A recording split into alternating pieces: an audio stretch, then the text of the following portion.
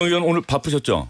아, 네네. 예, 김병기 원내대표가 오늘 대통령실 분들도 만나시고 야당 원내대표단도 만났죠? 네, 그렇습니다. 예, 아유 누구 만난 겁니까?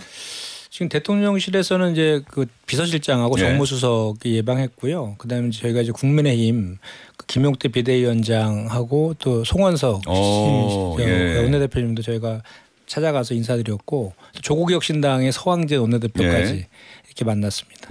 방금 들어온 뉴스, 청취자 여러분 이 방금 들어온 뉴스인데 말이죠. 김병기 민주당 원내대표가 강훈식 대통령실 비서실장 만나고 나서 이재명 대통령이 여야 원내대표 5차 초청을 했다. 네, 이렇게 맞습니다. 기자들에게 브리핑을 했네요. 예. 이재명 대통령이 취임 당일에도 점심을 여야 대표들과 같이 했는데 원내대표들과도 만나겠다라고 한 얘기는 뭐 협치하겠다, 국회를 중시하겠다, 뭐 그런 또 약속을 실현한다, 뭐 이렇게 받아들여도 되겠네요. 그렇습니다. 실제로 그 강훈식 비서실장이 이제 비공개 회의에서 그 제안을 이제 대통령께서 제안하겠다고 하시면서 그 앞에 이제 그 정치 복원을 위한 여야 원내대표 협치를 위해서 초청을 하겠다 이렇게 말씀을 하셨기 때문에 그 뭐 이렇게 그 국회 특히 야당과의 그 협치와 관련된 그 소통에 대한 중요성을 대단히 강조하고 계시고 또 우리 지금 김병기 원내 같은 경우에도 이번에 저희가 원내 소통 수석을 신설했거든요. 그만큼 이제 소통을 강화시키겠다. 아, 야당과의 소통을 담당하는 수석입니까? 그러니까 원내의 의원들 간의 소통과 또 야당과의 소통, 그리고 대통령실과의 소통 뭐 이런 것들까지 다 이제 담당하는 그런 이제 수석인 거죠. 정무수석이네요. 예. 그 원내 소통 수석이 박상혁 의원입니까? 네, 그렇습니다. 네. 박상혁 의원 어깨가 무겁네요. 우리 당도 벤치마킹을 좀 해야겠습니다. 국민의힘도 새로운 원내대표가 나온 국정기획위원회가 이재명 정부의 앞으로 집권 5년 동안의 국정과제 해결해야 할 성취해야 할 국정과제를 선정을 하는데 그것과 별개로 민주당 차원에서 대선을 돌아보고 왜 우리가 이겼는지 모자란 점은 또 무엇이었는지 이런 걸 분석하는 뭐 이른바 백서 이런 작업이 예정돼 있습니까? 네, 어떻습니까? 지금 백서 만들고 있습니다. 그 총장하고 부총장이 돼서 팀이 지금 만들어져 있고요.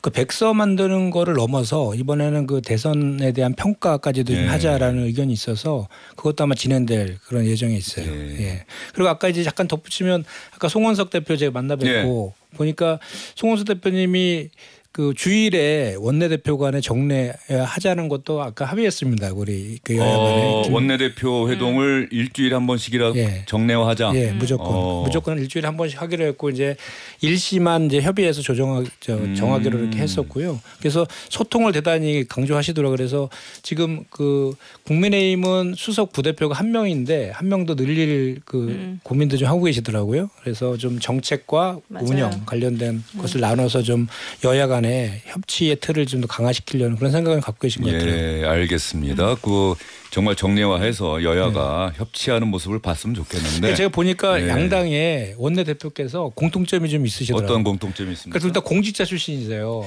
기재부 차관 출신이고 경제통이시고 국정원 출신의 이제 정보통이시잖아요. 그래서 기본적으로 그 실무형이신 것 같아요. 두 분 다 스타일이. 그러니까 그냥 우리가 소위 뭐 정쟁한다 그러죠. 이렇게 그냥 그 무대포로 이렇게 질리는 스타일이 아니라 논리와 명분을 있어야지 이렇게 뭔가 이거에 대해서 이렇게 그 하는 그런 스타일이신 것 같더라고요. 그리고 또 좀 그래서 그런 그 여야 간의 그 대화나 이런 것들은 그냥 그 뭐랄까 정쟁보다는 실질적인 성과를 내는 그 방식으로 진행될 가능성이 높겠구나라는 느낌을 제가 아까 받았습니다. 자주 만나겠다. 대선 후보 야당 대표 시절에도 기자들하고는 잘 지낸 편입니까? 어떻습니까? 그렇습니다. 그러니까 그 이재명 대통령 같은 경우는 평소에도 저희한테 이제 뭐 비공개 회의 같은 거 있으면은 SNS 그리고 유튜브 이런 거 통해서 소통을 자주 하라 그런 얘기를 많이 하시거든요. 실제로 본인도 라방도 막 하시고 그러잖아요. 그래서 실제로 언론과 방송 이런 거에 대한 뭐 이렇게 격이 없는 그런 그 소통 이런 것들은 대단히 그런 것도 강조하지만 또 익숙해져 계신 것 같아요. 그래서 실제로 이번에 전용기 안에서 일어나는 이런 것들도 보면은 그런 것들의 표현 아닌가 싶습니다. 사실 근데 그것이 당연한 거 아닌가요? 근데 이제 정상화되는 게 맞는 것 같은데 이제 가끔은 이제 또 좀 억울한 보도 때문에 속상할 때도 있지만 그것은 또 그 그런 보도에 대해서 또 다시 그 보도를 뭐 예를 들어 잘못된 가짜 뉴스라든지 이런 것들이 있다는 걸 바로잡는 그런 또 방법들이 있기 때문에 그런 방법들을 통해서 그거는 바로잡으면 될 문제이지만 기본적으로 언론이란 것은 국민과의 소통을 강요하는 것이기 때문에 언론하고는 최대한 많이 친숙하게 소통하는 것이 옳다라고 보고 그렇게 하실 것 같습니다. 그리고 대통령실에도 정례 브리핑도 지금 계속 하고 있는 걸로 알고 있고요. 앞으로도 그런 건 강화시킬 것 같다는 생각입니다. 오늘 강유정 대변인 약간 군기 잡는 듯한 모습도 있더라고요. 말미에 강유정 대변인 잘하고 있습니까? 하고 기자들이 대답을 했더니 목소리가 작은 걸로 봐서는 강유정 대변인이 아직 뭐 부족한 게 많은 모양이죠. 대통령님이 그런 농담을 잘하세요. 대통령이 약속했던 것들 한번 떠올려 보시면서 어떤 것들을 꼭 했으면 좋겠다. 뭐 이런 또 그동안 기대와 또 혹은 걱정되는 부분이 있다고 한다면 어떤 게 있습니까? 근데 기본적으로 이재명 대통령 같은 경우는 그 이제 성과주의 스타일의 그 정치를 지향하셨던 분이라서 뭐 이렇게 이 발언의 맥락을 보면 지지율에 연연하지 않고 성과로 평가받겠다라는 거고 그 성과는 결국은 국민들이 효능감을 느껴야 되는 거잖아요. 국민들이 결국은 삶을 나아지게 하고 국가를 성장을 시키는 그런 것들이 걸로 이제 평가를 받을 것인데 그런 영역에서는 좀 자신감이 어느 정도 있다라고 저는 느껴지거든요. 그리고 실제로 뭐 성남시장이나 경기도지사 시절에도 그런 그 평가에서 거의 공약 이행률이 96% 이상으로 전국 지자체장 중에 1등을 하지 않았습니까? 그래서 물론 대통령은 다양한 조감 예술을 해야 되는 자리이기도 하지만 기본적으로 풍부한 행정 경험을 한 것이고 또 대통령 에도 세 차례 도전해서 이번에 되신 거잖아요. 그렇기 때문에 정치적인 영역에서도 충분하게 아까도 계속해서 그래서 협치를 강조하잖아요. 그러니까 정치적 영역에서 국회 야당과의 협치를 하지 않으면 할 수 없는 것들이 많다는 것을 잘 알고 있기 때문에 그런 것도 되게 소중하게 생각하고 있는 것 같고요. 그래서 저는 이재명 대표께서 저희가 이번에 그 대선의 시대 정신이 전 세 가지라고 보는데 일단은 그 내란을 좀 종식하고 그다음에 이제 사회 통합, 국민 통합을 좀 시켜야 되고 그다음 민생 경제 회복시키는 게 세 가지 시대 정신이라고 보는데 그 세 가지를 이재명 대통령께서 이제 강조도 하시지만 그것을 잘 실제로 그렇게 되었으면 좋겠다라는 생각입니다. 그래서 지금 뭐 이제 추경 지금 이제 19일 날 국무회에서 의결해서 국회로 넘어오는데 20조 원 정도로 하시겠다고? 20조 플러스 알파 정도. 그런 것들도 빨리 해서 내수 좀 진작하고 그다음에 이제 그 특검이 이제 세계 특검이 이제 출범을 했잖아요. 그래서 6개월 안에 이제 마무리가 되어서 빨리 그 사회 통합도 이루어졌으면 좋겠고 그 기반에서 좀 정말로 일상 회복할 수 있도록 그 뭐랄까 여야 이런 거 떠나서 좀 국민을 바라보는 그런 정치를 할 수 있는 토대를 만들어주는 대통령 되었으면 좋겠다. 그 내란 정식과 국민 과거를 통합 좀 정리를 하고 갔으면 좋겠습니다. 이거 충분히 병립 가능하다고 김현정 의원은 생각하시는 거예요? 저는 당연히 그 이게 내란과 관련된 것을 정확하게 단죄하지 않으면요 통합이 될 수가 없습니다. 그러니까 그럼 계속해서 지금 그 당시에 이제 국민이 되게 양분돼서 막 국론 분열이 되게 심했었잖아요. 그 이유가 이게 불법 비상계엄이냐 아니냐 뭐 내란이냐 아니냐 갖고 계속 한 거잖아요. 그 진보와 보수층의 그 지지자들이. 근데 그거에 대해서 명확하게 이게 내란 행위인 것에 대해서 지금 물론 재판 중에 있는 것도 있지만 그 외에 각종 의혹들이 상당히 많잖아요. 그것들에 대해서 명확하게 그 진실 규명하고 처벌하고 이렇게 단죄하지 않으면 통합이 될 수가 없습니다. 계속해서 내란 상태가 이어질 수밖에 없거든요. 그런 차원에서의 그 내란 특검이 필요하다라는 그런 것이고 뭐 김건희 특검법과 최혜병 특검법은 워낙 의혹들이 많잖아요. 그거에 대해서는 사실은 오히려 지금 이제 여야가 바뀌었잖아요.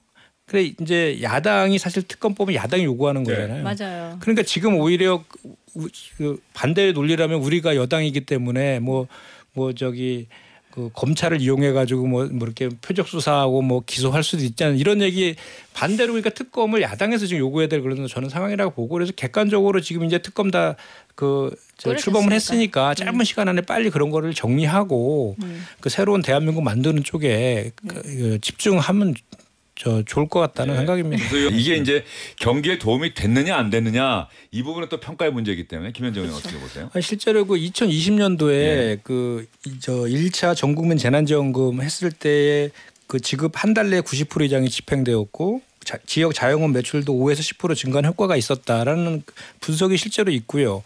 실제로 또 그 처음에는 이제 그 전국민 재난지원금을 그 지급할 때 당시 국민의힘에서 그 비판을 많이 했었잖아요.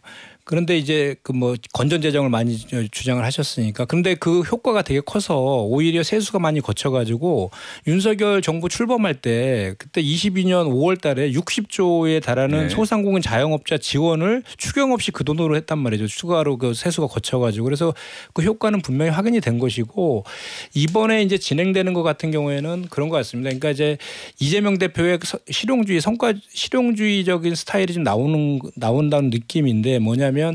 저희가 이제 그 전국민 재난지원금에 대해서 보편 지급을 주장할 때 다시 그 국민의힘에서 반대를 했었잖아요. 선별지원금 해야 된다. 그래서 작년도 5월달에 그 민생 극복 특별법인가요? 그거를 발의했을 때에는 혼합형이었습니다.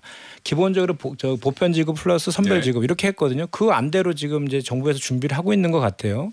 그렇기 때문에 그 이제 지금은 소비 진작도 좀 해야 되고 또 그 뭐 소득 지원 효과 양쪽 효과를 좀 섞어서 좀 해야겠다라는 거고 또 그 야당의 그 반발을 좀 야당의 주장들도 일부 수용하는 그런 측면도 있고 그래서 지금 당장 내수가 정말 너무 어렵지 않습니까? 그래서 지금 그 당정 간에 지금 실무 협의를 계속 하고 있거든요. 그 민생지원금 추경 관련해 가지고 그래서 19일 날 국무회의에서 의결할 예정으로 있거든요. 그래서 그래서 의결한 것이 국회로 넘어오면 국회 또 기재 예결위 차원에서 그 지급 방식이나 규모라든지 또는 뭐 이런 것들에서 논의하는 거기가 있겠지만 기본적으로는 혼합형으로 지금은 가는 것이 좀 괜찮지 않겠느냐는 생각은 듭니다. 알겠습니다. 경험치가 있잖아요. 지금 너무 민생이나 경제가 안 좋을 때는 지금 재정 정책을 좀 적극적으로 써서 내수 진작해서 그래서 세수가 다시 또 많이 들어오면 그거 갖고 다시 또 선순환 되는 그런 구조 만들어야 되는 그 관점이 있는 거잖아요. 그리고 또 건전 재정이 중요하다는 관점도 있는데 건전 재정을 사실 윤석열 정부에서 그렇게 주장했지만 2년 동안 90조 세수 펑크 냈잖아요. 그러니까 건전 재정도 달성하지도 못하고 실제로 내수도 살리지 못하는 그 패착을 한 것은 우리가 경험으로 하긴 한 거기 때문에 지금은 좀 확장적 재정 정책을 통해 가지고 좀 내수 살리는 게 지금은 좀 급박하다 이런 거를 저희는 알겠고 했겠죠. 저는 그렇게 생각하고 싶은데 일단 기본적으로 그 정치자금법과 관련해서는 유죄 판결 받아서 그 관련된 이제 부과된 벌금이라든지 추징금 다 완납하고 증빙도 다 됐다 그랬잖아요. 그러니까 그것은 그 건을 가지고 이제 피선거권도 박탈되는 그런 시기도 겪었고 그래서 다시 총선에 출마해서 그 유죄 판결 받은 내용까지 포함해서 유권자 이제 판단을 받은 겁니다. 그래서 그거에 대한 형사적인 도덕적인 그런 비판을 할 수 있어도 어떤 법적으로는 이미 그거에 대해서는 이제 한번 정리가 된 그런 사안이다라는 거를 한번 좀 감안해 줄 필요가 있는 것 같고 그 개인 간의 사적 채무에 대해서는 다 변제했다고도 얘기했고요. 또 그리고 이제 그 와중에 본인이 하나하나 이제 SNS 통해서 소명하면서 최종적으로는 인사청문회 통해서 24일, 25일 날 예정됐으니까 그때 소명하겠다고 하니까 그거를 보고 판단하면 될 것 같습니다. 그런데 다만 이제 한 가지 좀 당부드리고 싶은 것은 의혹이 많다고 하셨는데 의혹은 한덕수 전 총리가 훨씬 많았어요. 그 당시에. 그 당시에 뭐 회의 4번 참석하고 20억 수령하고 홍콩의 무슨 거기 기업에서 그렇게 비교하면 이제 인사청문회 통과하시면 됩니다. 아니 그래서 그렇게 그 당시에 제가 무슨 말씀 드리려고 했냐면 그 당시 그렇게 많은 의혹이 있었음에도 불구하고 자료 제출도 하지 않고 그래서 부적격 인사다라고 했는데도 불구하고 어쨌든 새로운 정부가 출범했기 때문에 새 정부의 국정 운영에 성공을 바란 마음에서 대승적으로 당론으로 추인을 해줬단 말입니다. 그런 것들도 좀 감안할 필요가 있다. 그런데 이제 사실 저희가 인사청문회 하는 이유는 그 후보가 그 직을 수행할 수 있는 자질과 능력을 갖췄느냐를 사실 평가하는 거잖아요. 이게 뭐 피고인 치조하는 건 아니지 않습니까? 그래서 그런 거를 다 감안해 가지고 충분히 이제 의혹에 대해서 질의하시고 또 소명한 다음에 그 궁극적으로는 국민들이 눈높이에서 판단이 될 거라고 맞습니다. 봅니다. 알겠습니다.